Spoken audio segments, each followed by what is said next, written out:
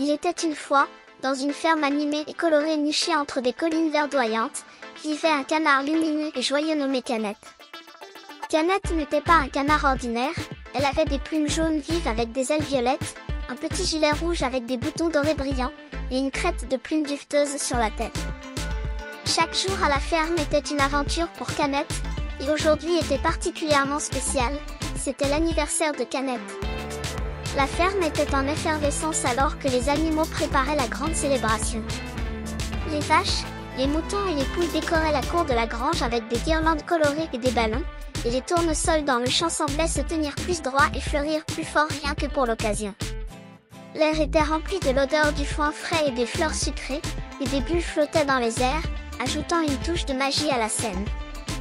Les meilleurs amis de Canette, Vachette la vache et Laineuse le mouton, étaient responsables des chapeaux de fête.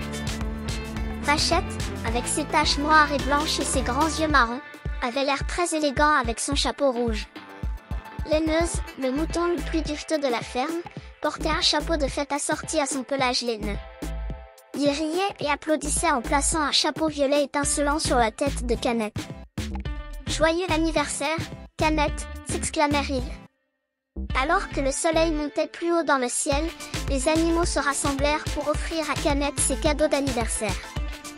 Poulette la poule caquetait joyeusement en offrant à Canette un magnifique collier de graines de tournesol, tandis que Porcinet le cochon présentait une nouvelle cuillère brillante pour que Canette puisse creuser dans le jardin. Tout le monde applaudissait, excité de voir la joie de Canette. Juste au moment où Canette allait remercier ses amis, une brise légère porta le son d'une mélodie lointaine. Les animaux tournèrent la tête vers la forêt, d'où semblait provenir le son. La curiosité brilla dans les yeux de Canette. « Suivons la musique », suggéra-t-elle. Avec un cœur d'accords enthousiastes, les animaux se dirigèrent vers la forêt, suivant la mélodie enchanteresse. Ils passèrent devant les tournesols en fleurs et pénétrèrent dans les bois épais et verts, où les arbres semblaient chuchoter des secrets anciens. La mélodie devenait plus forte et plus magique à chaque pas, les guidant plus profondément dans la forêt. Après un court moment, les animaux émergèrent dans une vallée à couper le souffle. Le spectacle qui s'offrait à eux était comme un rêve, un paradis vibrant rempli de fleurs colorées, d'arbres luxuriants chargés de fruits et un ruisseau scintillant qui serpentait à travers le paysage. Des animaux de toutes sortes, des élégants cerfs aux écureuils espiègles, gambadaient dans la prairie, ajoutant à l'ambiance magique. Au cœur de la vallée se tenait un arbre ancien et majestueux, ses branches lourdes de fruits juteux et mûrs.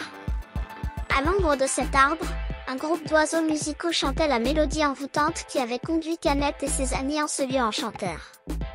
Les oiseaux, avec leurs plumes scintillant au soleil, accueillirent les animaux de la ferme avec des gazouillis joyeux. « Bienvenue dans la vallée des rêves », chanta l'oiseau principal, un vieux rouge-gorge sage avec une voix mélodieuse. « Nous vous attendions, Canette. » Les yeux de Canette s'agrandirent de surprise. « Vous me connaissez ?» demanda-t-elle. Le rouge-gorge hocha la tête. « Oui, nous avons entendu parler de ta gentillesse et de ton courage.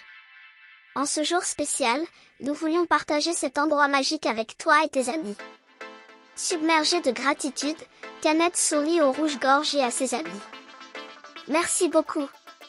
C'est la meilleure surprise d'anniversaire de tous les temps. » La célébration dans la vallée des rêves était incomparable.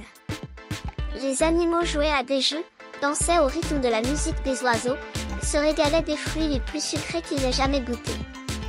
Canette et ses amis explorèrent chaque recoin de la vallée, découvrant des cascades cachées, des jardins secrets et des créatures lamicales qui se joignirent aux festivités.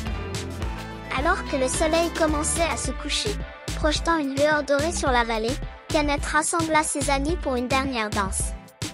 Sous le couvert de l'arbre ancien, avec la mélodie des oiseaux comme guide, ils tournaient et se balançaient, leur cœur rempli de joie et d'amitié.